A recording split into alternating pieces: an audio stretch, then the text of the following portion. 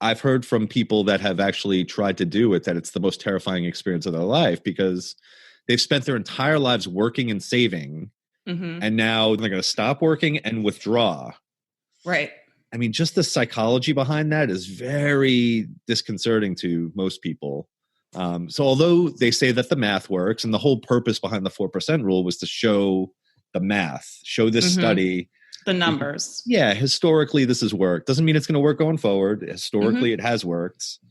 But it always comes back to me as this illusion of this final resting place. Like I hit this destination, shoulders go down, worries go away. You can go lie on a beach somewhere. Yeah, I'm on my island with my cocktail. Nothing bad's ever going to happen in your life experience. Yeah, you literally envision like your future self as having no worry because you've now think to yourself that all your worry is coming from this financial stress. You don't have enough. It's right. It's a way of, we think we're protecting ourselves.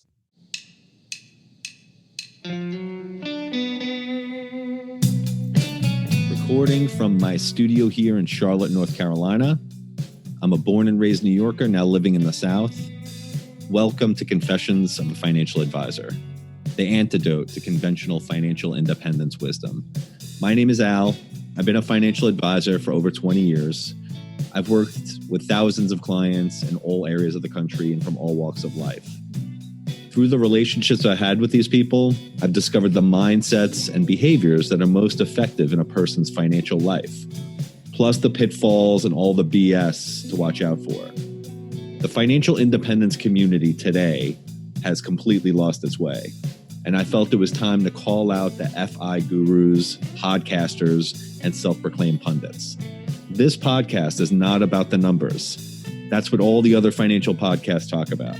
We will focus on the emotional and psychological components that drive our behavior. I am not looking for new clients, and I'm not interested in running for any kind of office. I'm going to tell you like it is from an insider's perspective and pull back the curtain on the financial industry. Now, let's get into Confessions of a Financial Advisor.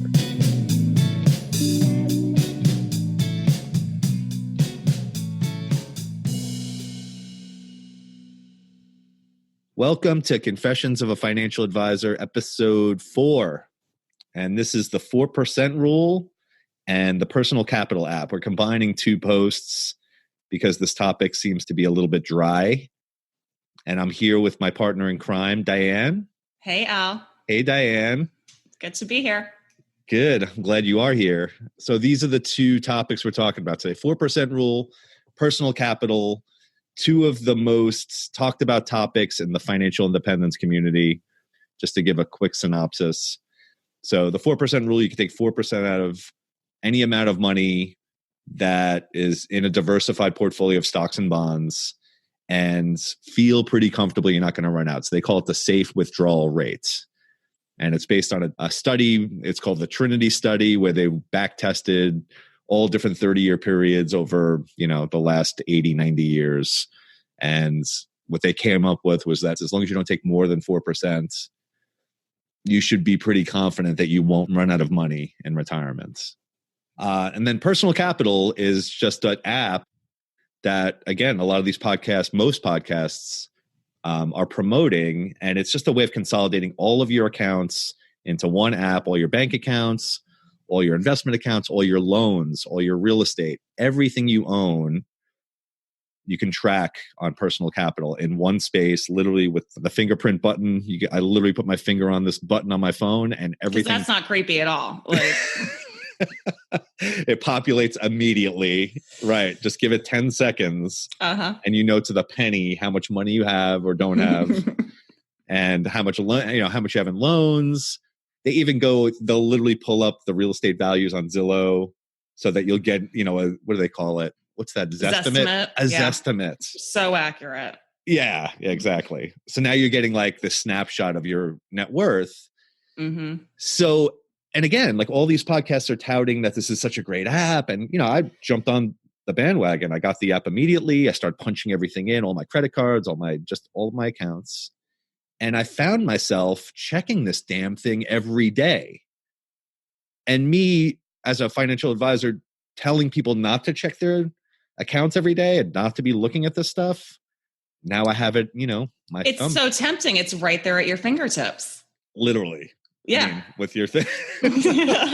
Yeah, with your thumbprint, you're in. And so I wound up ruminating, and then and the funny thing is when it comes to like money, like as things go up, doesn't particularly make you feel good. Maybe it's not particularly joyful, right? No, but when things go down, you're like, oh God, like this is terrible. And then it just starts affecting with your day. I mean, there were days, embarrassed to say, like I would literally look at it multiple times in a day. Why would I do that?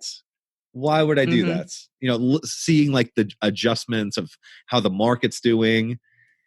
After a while, I was like, I got to just get rid of this app, and I'm just going to use it for credit cards to track credit card spending, which is very useful for that, which I did. So I took all my investment accounts out, I took all my real estate off there. Yeah. Like, I just don't want to know this stuff. It's too much information. I mean, it's like a flood of information, and then it's so easy to get hyper obsessed with tracking it.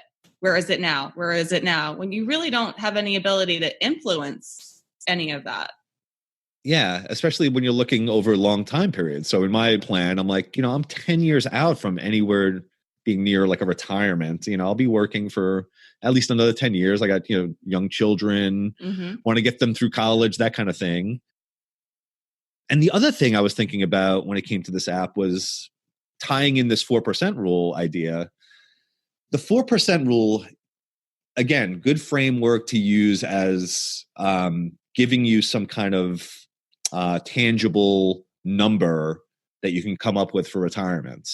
But what I found was people that are really focused on this 4% rule, they're coming from a fearful place. They're thinking that once they get to this spot, there's going to be this ultimate sense of financial security. And that security never comes. And that's a dangerous outlook. And there is no finish line, because you and I have talked about, even related to the 4% post, what people typically do and how they mostly behave is instead of being satisfied with 4%, they'll keep raising the bar. Well, at 4% of $1 million, how much could I withdraw each year at 4% of $2 million? And they're constantly increasing more and more and more and more. They're never getting to a point where they feel fully secure and fully satisfied. Yeah, or when they actually have to turn on that income, I've heard from people that have actually tried to do it that it's the most terrifying experience of their life, because they've spent their entire lives working and saving, and now all of a sudden they're going to stop working and withdraw. Right. I mean, just the psychology behind that is very disconcerting to most people. So although they say that the math works, and the whole purpose behind the 4% rule was to show the math, show this study. The numbers. Yeah, historically this has worked. Doesn't mean it's going to work going forward. Historically it has worked. But it always comes back to me as this illusion of this final resting place. Like I hit this destination, shoulders go down, worries go away. You can go lie on a beach somewhere. Yeah, I'm on my island with my cocktail. Nothing bad's ever going to happen in your life experience. Yeah, you literally envision like your future self as having no worry, because you've now think to yourself that all your worry is coming from this financial stress. You don't have enough. It's right. It's a way of, we think we're protecting ourselves, but it's really an illusion. That endpoint is always an illusion. It winds up being a moving target too. So so as that endpoint gets closer, you just up the endpoint, right? So it's just, well, I'm almost there. I could do more. Yeah. And I was mentioning to you about Wayne Dyer, had an interview where he was talking about, he was a therapist and he was talking to one of his clients, and his client told him that, I'm going to feel really secure once I save $15,000 in my savings account. And Wayne Dyer was like, oh, okay. So, time goes on, a year later, he's like, yeah, Dr. Wayne, I actually saved $15,000. Well, how do you feel? Well, I think I'd feel a lot more secure if I saved $30,000. And then it just goes on and on and on, and there's no destination. No, and it just snowballs and snowballs, and it's never ending. And I think what we're doing is we're putting too much on things like this 4% rule or like this ultimate destination. It's a fantasy. We think that worry will go away by hitting certain goals, or that, by our accomplishments, we're going to feel like this sense of like, finally did it. I've climbed Mount Everest. I'm done. And what you wind up hearing is a lot of people that climb Mount Everest go through like a depression after, because what do you do after climbing Mount Everest? What now? You expected it to be the end all be all of everything. And of ultimate fulfillment and satisfaction. Then when it doesn't live up to that impossible standard, it's disappointing. Yeah. I think this happens in like so many aspects of life. You see it with like professional fighters, anytime like somebody's on this mission to achieve something that seems they've blown up in their mind to be the pinnacle. You know? And like we were talking about Lewis Howe. That's a great story to illustrate this. Yeah. So I was listening to an interview with Lewis Howe, and he was talking about, I think is it The School of Greatness? That's the book that he wrote that I was mentioning is called The Mask of Masculinity. The Mask of Masculinity. Yes. Lewis Howe. Yeah. And he tells this story about being, all through childhood, he wanted to be an All-American. All he thought about. And he didn't have a sip of alcohol, didn't smoke. It was all about training and getting to be this All-American. A hyper focus on this elite athletic level. Right. And so he's in this, I believe I have this right. I'm trying to remember the actual. I know paraphrasing. I'm paraphrasing. Okay. He was a football player, but he also was a decathlete. And he was talking about, he was in like the final race of the decathlon. There's like 10 events. He's in the final one. And if he wins this race, then he'll be at the 7th spot, and only the top 7 people will become All-Americans. And he finally hits it, and he makes it by a few seconds, becomes an All-American, stands on the podium, has a couple moments of elation, and then literally that same night he's out to dinner with his family, and he's pissed. He just remembers being angry. What an interesting reaction to achieving that level of success. All of that, all the days and just years spent. All the preparation and yes. Yeah, sacrifice. Training. And now it's over, and you feel, now what? Let down. So you've done all this and you were let down. But then what do people normally do when that happens?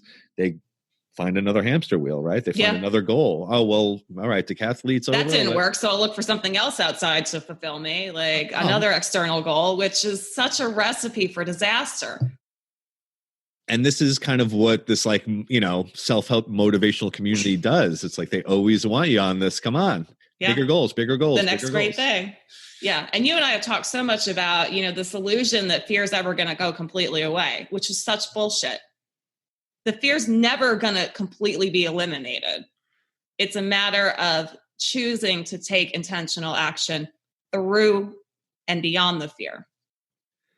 Yeah, it almost seems like it's an avoidance mechanism. Like anytime you're putting this big pinnacle goal up, like whatever it is, the 4% rule, I want to get to $1 million. I'll live about 40 grand at that point. Mm-hmm.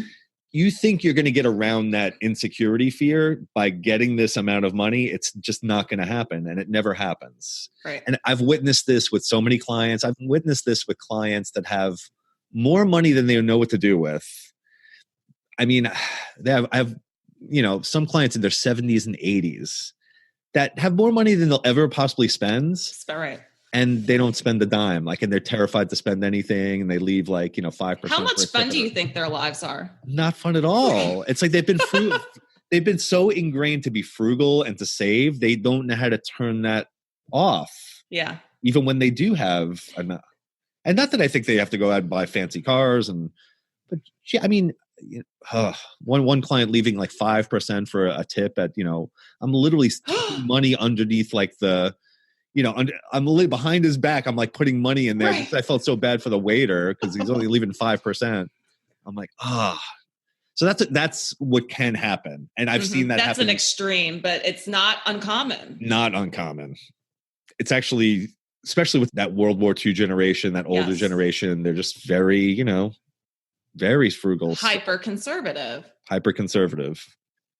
I always think you generating income would always feel better than just doing this safe withdrawal rate and just turning everything off. You have no forms of income except withdrawing from a big account that you've accumulated over your life.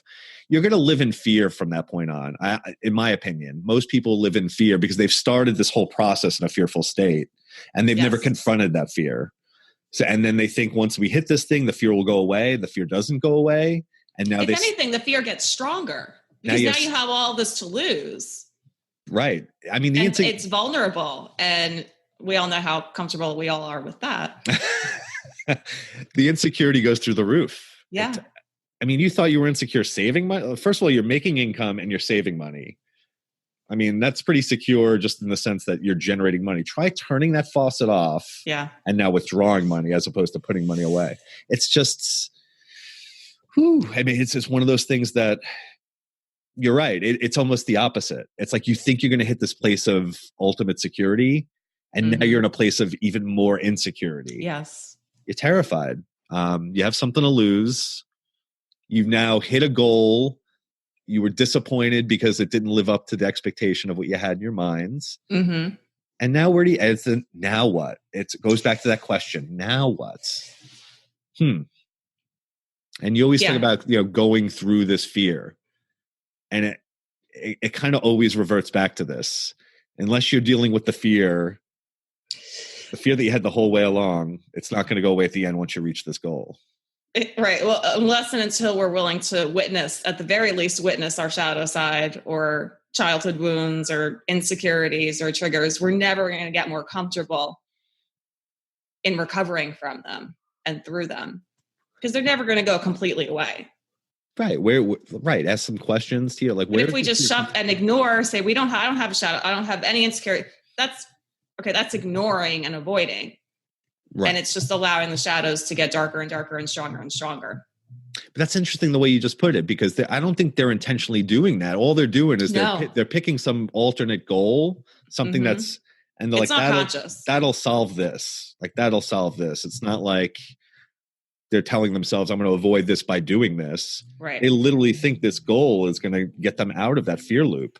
And that's kind of what's terrifying about this whole 4% rule. So enough said with the 4% rule. But I had never heard it 6 months ago. So I learned something through all of this. It's kind of, I guess unless you're like in that investment community, that's just what they talk about from a financial independence standpoint.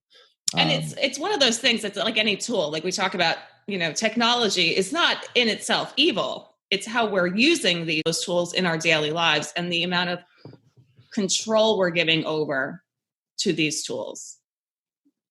They so easily become an obsession. Yes. I think. So for that personal capital app, for instance, there's nothing wrong with the app is amazing. I mean, it's consolidating everything in your financial life. If you looked at it once a year, I would say that's great. Yeah. But why would you ever need that on your phone at a finger's, a thumbprint away from looking at it I think it's the accessibility. So yeah, we have that funny Fidelity story. Oh my gosh. Yes. So Fidelity did a study, and some of the audience may have heard this. So they kind of tracked all their different investment accounts. I think this was the 401k division. And they wanted to find out who were the best investors by demographic. Who got the best return on their investments. Who got the best return on their investments over a long period of time. And what they came up with was the highest returns came from people that were dead, that had died, and that their accounts were still on the books. Nobody claimed the money. How could dead people get the highest return on their investments? Because they're not fucking with them. Like, they're not checking them. They don't have the app on their phone. They don't have access to them. Shocking. And pretty intense level of detachment, but yeah, set it and forget it. It's kind of like one of those things, like just put the money in there, leave it alone, never look at it. That's a better strategy than it really is. The less you look at things, there is such a thing as being too close, looking too closely. There is absolutely such a thing as too much information.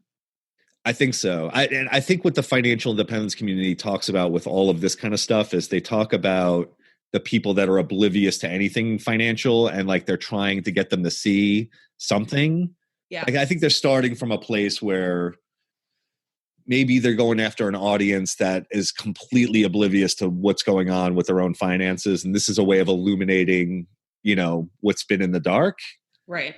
But I think for the average person that has any kind of sense or that has set up a few different things, you're spending less than you earn, you're investing some money, you have a 401k, you're doing a few different things.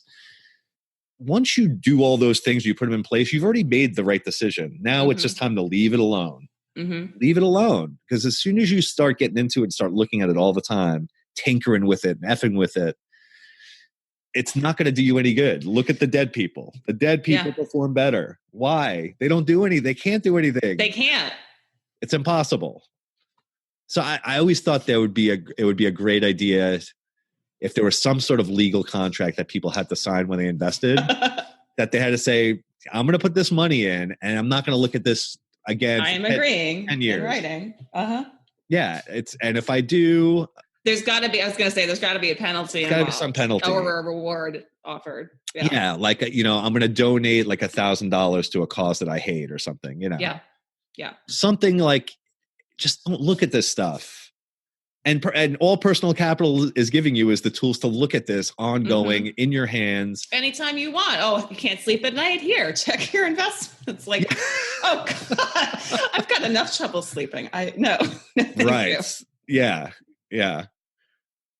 That's what it is. It's this. It's a rumination. It gets you on a roller coaster ride of fear. But it's like we've been sold this fantasy version of a place of complete and full stability, security, freedom from fear and anxiety. It's like none of us ever really get there until we're dead. We don't. Until we're dead. I think it's definitely served up in a way that, all right, if you had to put it on a spectrum, in my opinion, you want to be someone that, if you want some sort of financial security, it's not good to be completely insecure financially. If you're living hand to mouth, you don't have any savings, then that's an issue too. That's not sustainable long-term either. Yeah. And so I do think these things, having a 4%, like having some sort of idea of where you want to go and, you want to general direction, but instead of maybe clinging to a specific number.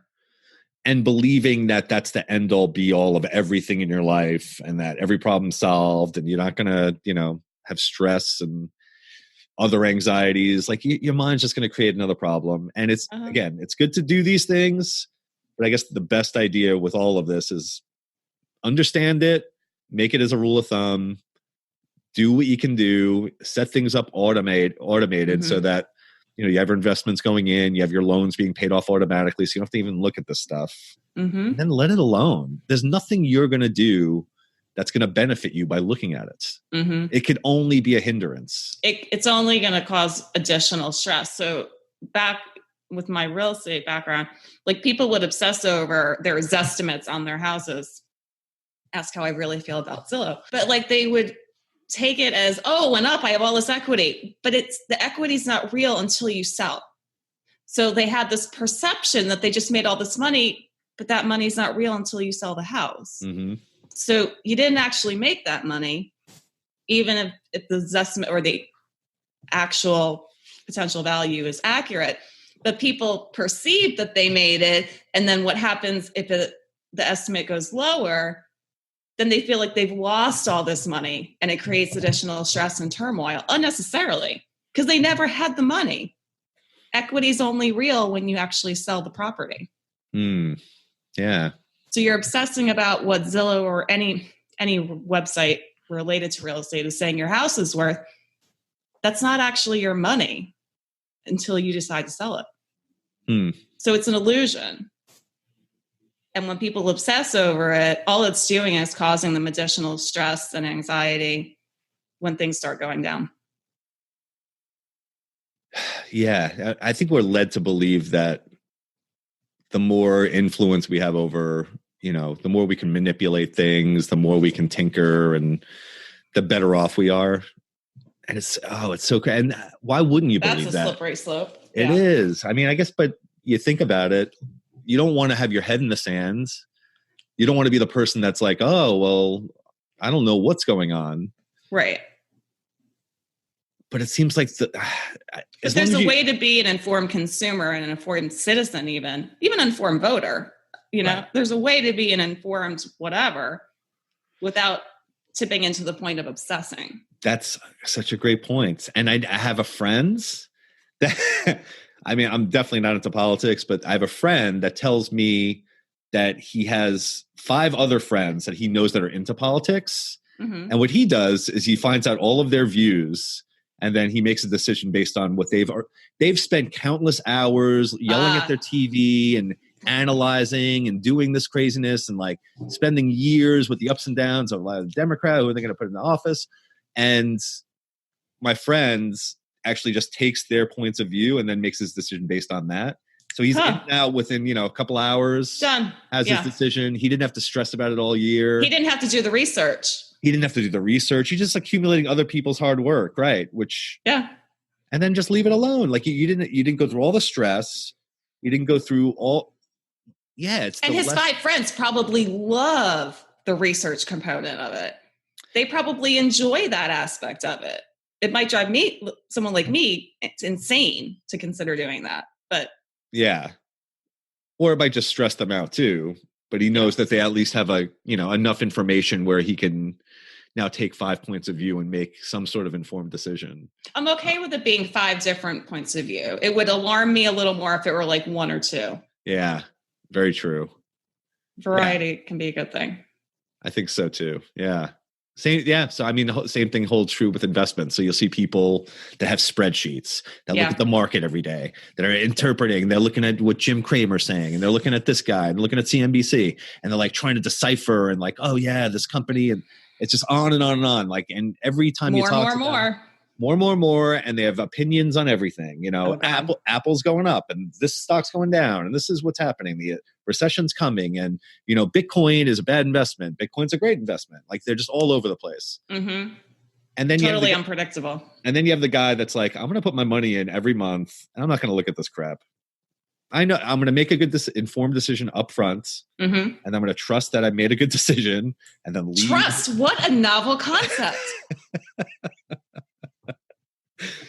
Right. Trust. Yeah. Who would think, right? Who would think in the investment world there's such a word as trust?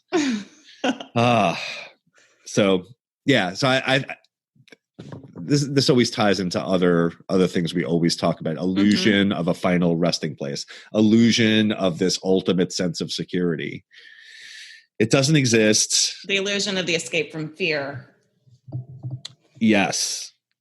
And the thing that's feeding this fear, at least in the investment case and with finances, is the constant looking at something. Mm-hmm. You don't want to have your head in the sand and not know where your financial situation is. You want to have an idea what the status is. Mm-hmm. You know what? This is another good analogy. So when I was learning how to swim, which sounds ridiculous. I always knew how to swim as a kid, but I never knew the mechanics of it. Yeah. So I started doing triathlons. I literally had to learn as an adult how to swim so you could do it efficiently. So what they would tell you is that you'd swim for a while but your head would be down, right? Mm-hmm. But every once in a while you got to lift your head up so you know where you're going. Yeah. Yeah. But if you swam with your head up the entire time, your feet are just dragging and you're going slow. You're not getting anywhere. Oh. So what they're saying is you just want to sight. They call it sighting. Yeah. You're sighting every once in a while just to make sure you're on. Every so often. Same holds true with all this, with investing. If you have your head up the whole time thinking you're going to tinker with stuff, I'm going to make things happen, I'm going to watch it, I'm going to make sure I'm, doing strategic things to make my situation better, you're screwed. You're screwed. Mm-hmm. It's just going to go off the rails. It's not going to work that way. And your own mental well-being suffers too. That just doesn't sound fun to me. I mean, that doesn't sound like a joyful way of living. It's not. It's swimming with your head up the entire time. Which is not a good way to get through the water. That's funny. Yeah. That's a great analogy. Anyways, that's our take on the 4% rule of personal capital. We tried to make something we thought was a dry concept into something fun. They do blend kind of well together, those two. They do. And nothing against personal capital. It does what it says it does. If you're going to use it just for things like credit cards or general statements and non-investment accounts, and if that works for you, great. Yeah. Or if you're somebody that just has some kind of iron discipline of being able to look at it once a year, all right, try that. It didn't work for me. Yeah. Definitely don't have it on your phone. It's the temptation of it. Like, well, just because I have it, I could check it. Like, well. Yeah. Apps are just so easy. You just hit them once and then and again, you don't even have to type in a password. It's your thumbprint. That still amazes me. Thumbprints to get into all my accounts. Yeah. Whew. Yeah. Well, Diane, it's been fun again. It's been great fun, Al. We're going to move on to a new topic next week. And once again, I'm unprepared and have not brought up. I was going to say I didn't look either. I know. I do this every time. Well, in the meantime, want to let everyone know you can follow both of us at faconfessions.com. Please subscribe. We'll send you an email as soon as we release any new content. Please leave us a review on iTunes. We'd really appreciate it. And for next week... So it's religion and Lord of the Rings. Oh, I love this topic. Which is so fun. I love it. So religion and Lord of the Rings. I really enjoyed that post. And I have to admit that I didn't get the title from Sam Harris, but Sam Harris has, in one of his talks, he compares religion. I think it's like comparing like heaven with like Middle Earth. And so Middle Earth is with like Lord of the Rings uses as like this infinite universe. So I just kind of got the concept from a Sam Harris talk, who's a guy I love to listen to. So yeah, that's going to be an interesting conversation. That will be very interesting. How religion, Lord of the Rings all ties into finance. I love the alchemy of all of this. Oh, me too. Yeah. Well, thanks everybody for listening, and we will see you again next week. See you next week.